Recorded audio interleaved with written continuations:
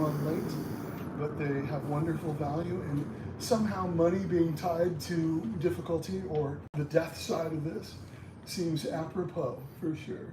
Hey everybody, welcome to another Artist Spotlight.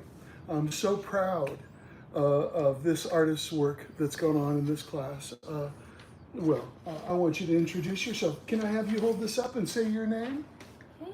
Hi, my name is Kyla. Perfect. I am the person who sculpted this. Absolutely. And here's Kyla's email address. And well, you can put that down, and I got some questions for you. But first, I think what we should do, I love talking. Everybody knows I love talking, but this is, those who know me out there know that this is called a twofer. Now, it has another name and a concept that comes truly from Kyla, but what we mean by twofer is there's a surprise present for the end user of this piece. When you look at this, oh, a second head, thus a twofer. And well, sometimes I have this wonderful refreshment and this experience of meeting a young artist who's at the beginning. And I'm celebrating this year 50 years of sculpting nothing but monsters for myself. And with that recollection comes my mother's home and studying Dick Smith, later studying Rick Baker, but I'm right there. 2 or 3 days ago, I was your age. And now here I am, and I'm passing on some of the techniques and the tools that I learned as a young man in my 50th year of sculpting monsters. And so we want to have meaning for our lives, and we want to have a way to share it. I'm very happy. It's good. I'm glad. Now I want to ask you about how you arrived at some of this. The hair just came on. I want you all to know she and I had no conversation about hair at all. So this whole creation about hair, once again, tell us about your inspiration for the hair. Well, most of my inspiration comes from a lot of the hair you'd see in clay animations and stop motion animations. Leica and Tim Burton being my biggest inspirations. Excellent. Wonderful. For the hair. Yeah, Tim Burton. I remember Tim had a crazy hair in the 80s around the time of Batman. And also this reminds me of some of the animation that we see. And so I see some of your inspirations. Can you grab your drawing for us? And I want to show you, it's over there on the table. I'm so excited for you to show you this because she came in so prepared. This is beautiful. Yeah. So here is life, represented in youth with beautiful little fangs, full eyes, and a curious look. Here's death. This was her preparation for our class. Notice how so much of what she planned in her mind and in her design ethic landed on the sculpture. And once again, this is what we always hope for our family members that become artists. We hope that they have a great success. Naturally, you have a way to move from two-dimensional art, flat art, what we call it, and you've experienced, in my perception, no difficulties moving from paper and flat art to three-dimensional art. And once again, the proof is in the pudding, as they say. So I'm going to keep on turning this. Can you talk a little bit about this character and about,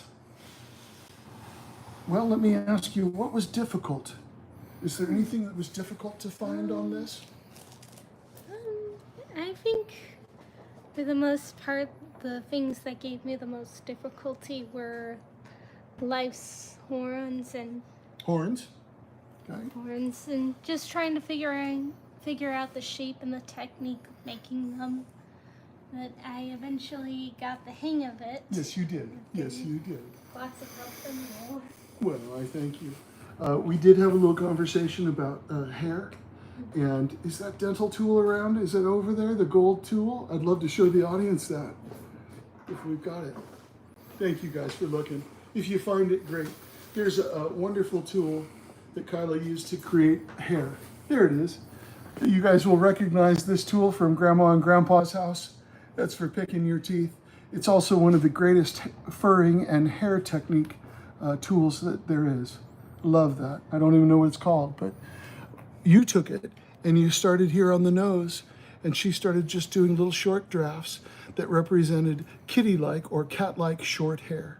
And then she kept the pattern alive, a beautiful, beautiful pattern alive by changing direction as she greeted each new form. Interesting thing about sculpting hair, you have to keep the hair sculpture very dynamic. It has to be changing directions at all times. If you do it in a linear way, just the way you think it might be, hair can fall flat and be very boring.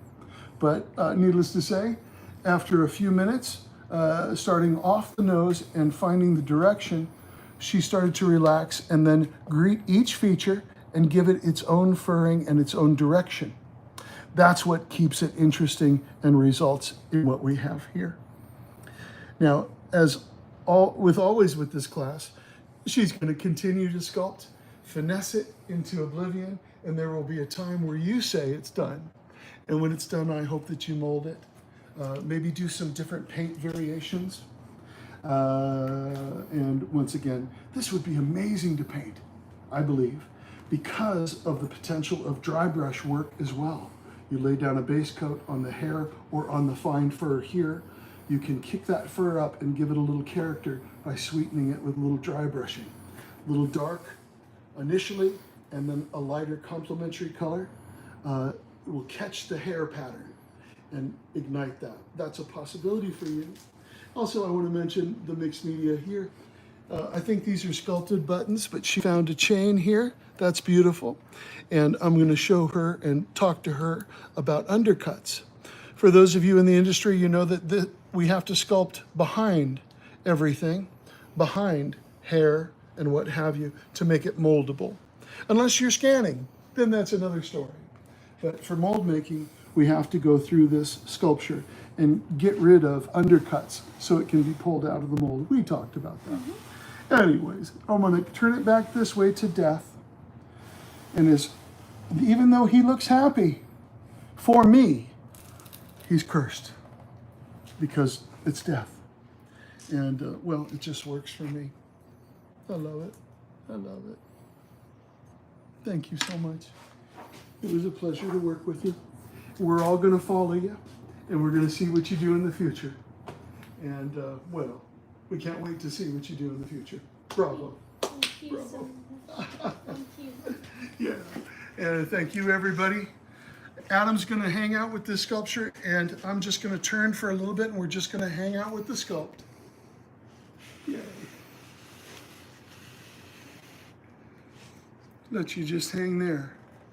I love that there's a twofer. Even in the profile, you get kind of a wonderful effect, don't you? Isn't that great? I think this is my favorite profile. Not that I have any favorites, but look at that. Ooh, that's gorgeous. So that's little clay aspects mixed in with seashell, making just such a beautiful ornament on the side of the head. It's just, it's wonderful. One of the things I discovered, you guys, 13 years ago when I started teaching, is I always through my life had heard about little tiny babies playing the violin. And one of the things that I'm so proud of in this classroom and in these days of my life is that when I meet you, I don't prejudge you. I know that if babies can play violin, that you out there, most of my students have never sculpted before. Have you ever done a full head before? Nope. This is your first full head? First full head. Oh my gosh, the future is bright. Well, needless to say, you can do it. You can do it. And I've seen it over and over and over and over again. So I imagine those little babies that can play violin, they do that because some adult in their life showed them. And when you come stay with us for the week, we stand right with you and we show you the real stuff. And I'm not selling, but once again, that's what we do.